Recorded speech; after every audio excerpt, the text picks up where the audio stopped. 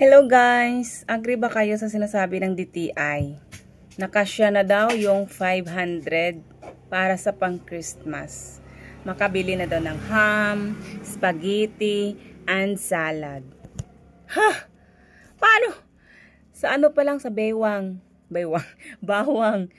garlic. Sa Ricardo's pa lang. Istorbo yung anak ko. Hindi. Sa Ricardo's pa lang Sa Ricardo's pa lang ng mga bilihin, ang mahal-mahal na eh. Gusto ng anak ko magsama sa video ko. Gusto ko namang mag-video at mag-react doon sa DTI eh. Pero yung anak ko naman, gusto namang sumama. Diyos me, yagura po sa tisyam. Say hi. Hi! Sana abot yung 500 nyo ngayon. Mahal-mahal na ngayon ng mga bilihin, di ba? Tapos sasabihin ng DTI na kasya na yung 500. Ilang tao lang makakain nun? Isa, dalawa. Diba?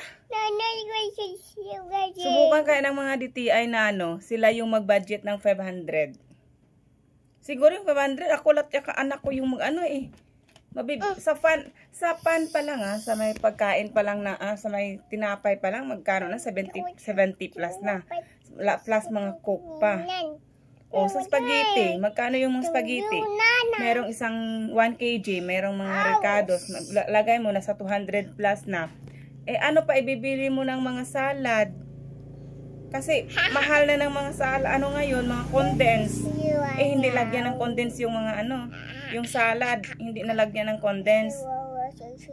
May cheese pa yung spaghetti. Mahal na ngayon ng cheese, more than 100 plus na yung cheese ngayon. Paano masabi ng DTI na makasya yung 500? Ang bilis sabihin sa kanila kasi hindi nila alam. Kasi hindi sila naghihirap. Tayo namang mga mahirap. Yun. Try kaya ng DTI muna na mag-budget ng 500 na sarili nila bago tayong mga mahihirap.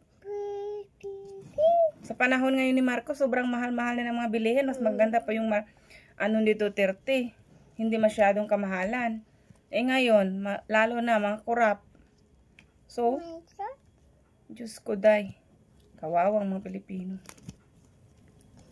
Bye! 500? For me, Hindi. Kasi ngayon, sa mga Christmas talaga, yung pinakamababa mong budget, nasa 2K siguro. Kasi syempre, may pa kayo. Hindi naman pwedeng isang putahe lang ihanda, diba?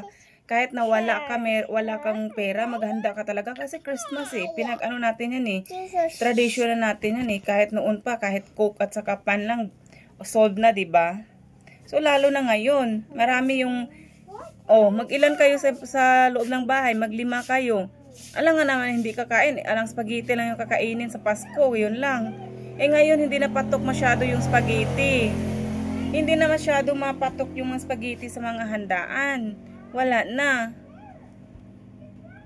Siyempre, kasi nauumay na yung mga taong kumakain ng mga spaghetti.